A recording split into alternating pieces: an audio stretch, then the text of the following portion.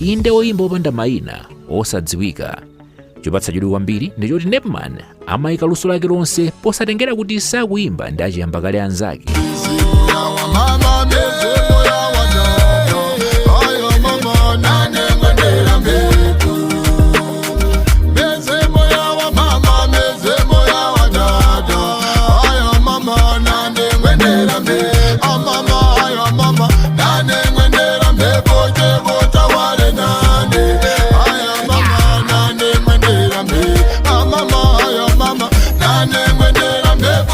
Factory 265 Media inachita chidwi ndi machitidwe ake ndipo inafuna kumva zambiri za ulendo wake wa mayimbidwe, kuti unayamba bwanji, anakumana ndi zotani pamene ankayamba kumene, komanso pakatipa tinaona zithunzi ali mdziko la Zambia kodi amakataniko. Tinamvanso pakatipa akudandaula kuti oyimba wena akhala kukhomerera osafuna kupereka nambala yake kwa akatswiri aku Zambia omwe akhala ndi chidwi chofuna kugwira naye ntchito. Kodi ubale wa Nepman ndi oyimba anzake ku Malawi kuno ukuyenda bwanji? Pamapeto pa zonse timufunsanso Nepman kuti apange celebrity family yake ya anthu otchuka okhaokha ku Malawi kuno. Kodi inu muganiza kuti bambo ake asankha ndani, nanga mayi ake, ma brothers, ma sisters, nanga chike asankha ndani? Tiyeni nazoni. Iyi ndi Factory 265 Media exclusive.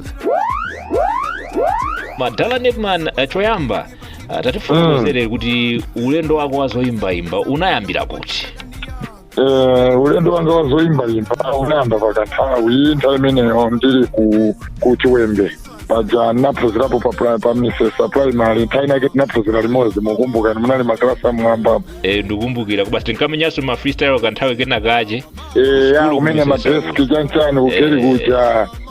kumenya kuja ndikumene tinaza kumana sunu guys a young generation band khanga tika experience kakukula choncho kuziwana za band zija. Kenako tazapezeka zote za band zija tazisiya tando kupanga zandekhano sopano. Ndi mazuwa life ya music imakhala zotokumana ndizo siyana ukamamenya muja ukakhala upcoming artist. Mwina mwake poyamba ndi chaka chiti chimene unasiya kupanga ndi young generations kuti uyambe kuimba pawe khangati artist? That was 2000. 2000 koma ndamenya naye kuyambira 95 ija mpaka na 99 at least nthawi imene ija ndimakhala zoti ndi experience bekuti zamagitara zimaenda motere. Chabwino nanga ngati mfana kuti ndikumbukira nthawi imene ija ndoti unali uli wachichepere mwina ukuchokeranso pakhomo pa makolo kumene. Makolo amati bwanji kuti mwana wathu akupanga zoyimbayimba? Mwene palibe kholo limasangalala nazo zimenezo amati inu tasiyani zimenezi muzipanga zinthu za skulu kaye chani ndi mazuwabe magayi zibe kuti tikuyika kamina sound timathawa abe paina yake kuteni kucha kama holidays muja kuthawa kuvaka kuti kubandi kucha olo tikawero kukeri kucha timapezekabe zoti nthaina yake basi tivayabe kumene kucha fa music ndiyo koma mmazuwa muva music imakanga ndi matenda amene ake mathawa kuvayabe makolobe amachira ndila boboro mpaka na kuzafika stage kuti amverano nyimbo paredio nosopana kumva kuti akuimba kwa Nepman umayambiri yosankanizesa bobo amasinanga amazazi kuti ayi uyu ndi Nepi ya Longwe sona kudabwa kwa kuti Nepman azokhala bwanji mene amazazi ndikira toleti kuti ndi Nepman akuonera video. Chabwino naona post imene unapanga post kuti mwina mwake maya akwambe kukhulupirira unatenga ku event kuti akaonerere ukuimba mwina zinakhala bwanji? Amwene kuwapanga invite masiteno tatinu ku afternoon unanozota mwana wanga wachambula ka video akuimba kuvaya kusite kwa amwene achina achoke akomvesa chisoni zosakhala bolo mundu wankulu komabe tinalimbikisa mpaka anafika stage yoti anazolowera ano panopa nawo zoti masiteni zini zimakhala chonchi nthawi zina zake anthu amakhala sana kumvesese bobo koma muzaona nthawi nake zagwira msewu zezatheka zisiyeni ngopezani zina zochita iye mwakuti komabe panopa anamvesesa ngakhale besakonda kwambiri nyimbo zake kasala sipedanga nyimbo zanga sakonda amaninazo kuti zimapita mokhotakhota mwaziziwe mazuwa zimaya akuluakulu amakonda gospel chani nyimbo zadongozolo. Ndi zathu zangazi samazikonda kama mwana uchitisa manyazi umangoemba nyimbo zosakhala bwino mwakuti komabe anamvesesabe kuti nyimbo zimafunika zikhale ena azimba nyimbo zinaso zinazi. Chabwino nde moyo wako tsopano kuti uzisintha kuti uzaona mwina kuti anthu akulandira bwinobwino zinali zaka ziti komanso chinachitika ndi chani? I think ntamenya malipe dance ija anthu anangochilandira ali kumasuku anayilandira moti bwanja nkangotatawa kuti bwanja ena nkafanizira peni maiko ena nkati chani nazamenyaso nthani yake nyimbo zina zaikwachi na GD aba myanga imene anandijambulira ndiro budget GD ni makasi anthu anayilandirabe kumabisuta anayilandira kuti bwanji yayi uzafika nazamenya ndidiwa khwilipo watera mundilenge ndimaso anthu kuchilandira chanchani koma 24 uno ndimene anakhanga ndakhazika ntamenya achilibe season ndipedzile ndi dictate amazakhanga anthu akuti koduya kuti bwanji khanga tinokuti akuchera nomakuti kuti amene timaona chilibe season anayamba nokufukula nyimbo zanga zakale chanchani kutere ndikuapa sanare ichachi nachirawe changachi ndi Black Nina ndidikireko kuchoka sacho kachoncho ndamenya kwa Tom Fox anthu pamene anakhazikika anokona kamoyonso kanapezeka zoti kayamba kusintha pati anthu amba kundiyitana mmashow chani chinachitika ndi chani kuti ukapezeke tsopano ku Zembani Band? napezeka zonda ndikakhoya big man nanenso ntamenya nalewo ichi anazandimbira foni hero neyanga ijani kwakho andana ayi nesoja mafuna ubwere chani BK ineso iyi paimpajangati ndigwade kuti ndikwankhula ni munthu wamkulu maona zikazoti ndafa BK ija basi kwakumana ndi big man usenena na contract zabwinobwino yamba umenya mashow mulife ndikusintha kumaonanso zoti kanyumba kamene makhala kodontha kaja kachokamo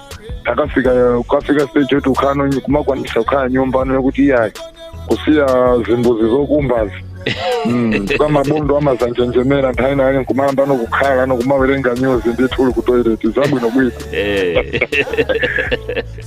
eri munthu wamkulu chabwino Nepman posakhalitsa pompata kuona uli ku Zambia mzithunzi limodzi ndi Queen Sheba komanso ndi anyamata ena kumeneko mwina tatiuze kuti kumeneku makachitako chani ku Zambia? Okay, ku Zambia tinapita kukajambula video ndinamenya ineyo Queen Sheba ndi B1 ndeyi video inaenda bwino zabwino ntafikaso magayi zinakumandi magayi zambiri akina Daliso Shirewani B1 magayi zambiri mbiri aku Zambia oyimba chabe kuti ucheni ngati uyo mapsi analoti munamva zoti anamangidwa kuna Namibia bese tinakumani ya koma magayi zambiri amadandaula kuti iwe tambo kufuna manamba lako kalekale koma magayi zamene amabwera kuno timafusa amatuzo namba lako alibe then nangoti okay chabwino ndiye kuti mina dalibe chanchandi mthana ati nazalemba kuti magayi bwanji zokhala bwanji manamba akumakandizana mwakuti koma pabe anthu suti ungalephera kupeza be nambala yanzako koza mfusa wina wake amene amatha kucheza naye macheziwa koma sikuti ndisho kuti bwanji timabe phasi tinachira life taenda kubho mpaka tabwera tiri kumalawi konkomo. Chabwino wafotokozapo nkhani imeneyo yokuti oyimba ena mwina anzako amene mayimba peza kuti mwina kuti apereke nambala zimavuta kumeneko mwina ungafotokoze kuti environment pakati pa anthu oyimba okhakha kumalawi kunoko ikumayenda motani kwenikweni pakali pano? Pakadali panopa of course ambiri ife timakhwelezana zabwino palibe element ena iliyonse. That's why sinafuna kupanga mention ya anthu kuti mwina imakhala bad mind chambe kwa munthu wina wake komano ambiri ife timachira ikakumana timachira mwina ngati pamakhala bad mind kumbali zimachitika zimenezo anthu mukamacheza ngati mwina kalaifi kena yake kachikalekale kachimwana kakutani kamwina ka hip hop kwambiri mazeziwe so nefe ni mabadman mukuziwa kale timakhala zoti timapanga life yaifele basi yamuketo tinakulira muketo tinabadira muketo yedu ndese timakhala timagrudges ni mufinali yesi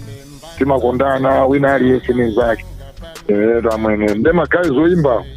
ambiri ofunika soti nguwapempha kuti azikhala achikondi kwambiri azikhala achikondi kuti moyo tanthu ena wati tingathe kuti sipada bwinobwino chifukwa kuti kunanga nthawi zambiri amakhala mwina ali kumbali mazwe ife timangokhalanso mbali ina ngati ineyo am surrounded ndi oyimba amene ngati kuno kundirambe timakhala zoti ndikutsira mwina adali na Fan B maona legend Fan B ajina diwa magayi zakunoko maona then zoti ambiri sitimacheza ngati kuti mangocheza mwina tikakumana kushow kuti sakumana kushow mwina tuva kushow kwakuti na Sun Music Festival tikumana tichira kuti kumene kujabaza koma sizoti timakhalapo nthawi yoti tiyambe kuyenderana chanchanisina ngati tinakula alesa makhala kupanga zake zoti adyedi family yake boss. Alright, by the way anthu ayembekezere zotani kuchokera kwa Nepman? anthu ayembekezerere lero mazulu ndikutulutsa nyimbo kuti wake nkhamba kamwa mazulu alipo oti ndikuzowa zoti kumene kosomaipoya nkhamba kamwa ituluka lerolo. Mwina inspiration ya nyimbo imeneyi ndi yotani, yachokera pati, chakupangitsa kuti pange create nyimbo ya nkhamba kamwa ndi chani?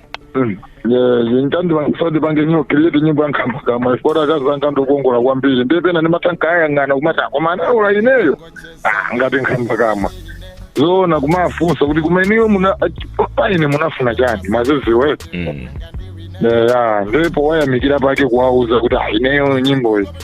yainoyo basi ngati nkhamba kamwa zimene ndikuona ine ndikamaona akazanga ndimaona ngati nkhamba kamwa kuti kapena paine anasatapo chani maona ndi zinthu zake ndi zimene zonso mbambandi. Alright, so Nepman tisanamalize kucheza mwamacheza chabe nditakupasa mwayi kuti upange create family umekhale anthu otchuka okhala kumalawi kunoko ntala yakwe ngakhale ndani nanga masina yako ngakhale ndani? Ndalanga ni malemu amwalira wa Bambo Lucius Banda amayi anga Ifiruka Mwendo tivai kwa brothers pamenepo ndechiki kozokhala ina mwalira so idiyo imene patsikipo ndiyang'ani kuti sanke ndani okay tsiki ndipaseni ketura ndamene amaimba zachifirika zimene mafira ineyo zotayi. Alright, pamapiro pakucheza mwina kutheka uli ndi mawu ena amene ungafune kugawana ndi anthu amene akutimva pano angakhale mawu otani? Mawu ambiri apite kwa upcoming artist kuti asamagive yayi zinthu zikamachitika chonchi zimapezeka zoti anthu amene ndakhala ndikuona apo anthu akuthamangisidwa pa stage achokati zimandivesa chisono koma ndimaziwa zoti ndi njira ya munthu kuti alimbikire kwakulembikira amalimbikira pati kuti next time phasa zakuti achoke ndili ndifaikirebe basi. Yedu boss ndi mafans onse china ichonse support imene amatipasa ndisaname amatilimbikisa amatipasa support yabwino Mulungu adalitse kuna kulikonse kumene aliko apenze kuti